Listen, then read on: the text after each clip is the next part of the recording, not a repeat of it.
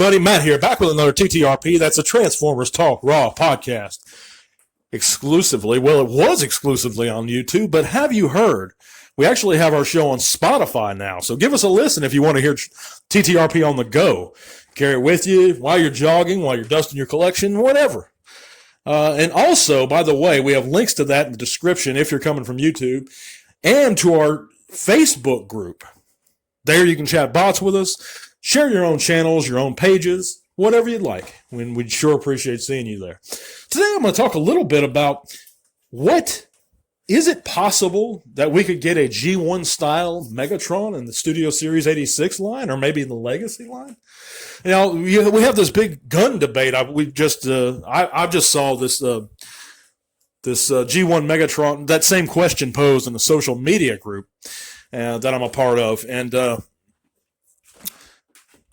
It's a really interesting issue, isn't it? Because you have those gun laws in place in the U.S.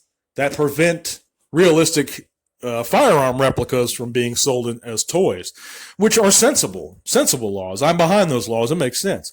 But at the same time, we know that Hasbro has released G1, representations of the G1 style Megatron, not recently, but fairly recently in recent memory, after the original G1 Megatron. We had the Reveal the Shield Legends class Megatron, who was colored like the G1, styled like the G1. He was just small.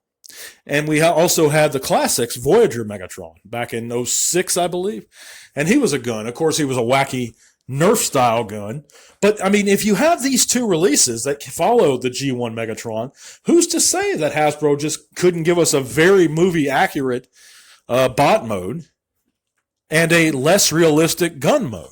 I mean, I don't see what's stopping them, guys, but I'd like to hear your thoughts below. Share those with me. We know that we have a bit of news. I actually released a short about this, that we now have packaged images of the G2 Legacy Laser Prime. And I love this packaging, guys. I love these subtle neon greens they use. It's a really good, nice throwback to those early 90s, mid-90s days for us.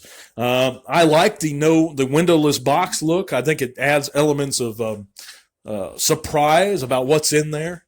Of course, nowadays, all you have to do is punch up a review, and we can see exactly what's in the box. But I used to love the days where Transformers always had little pack-ins with them, Even with the cheaper bots, you got mini cars, you got decoys, we got checklists with TFs back in the day. Whatever happened to checklists? We need some checklists again. What do you guys think?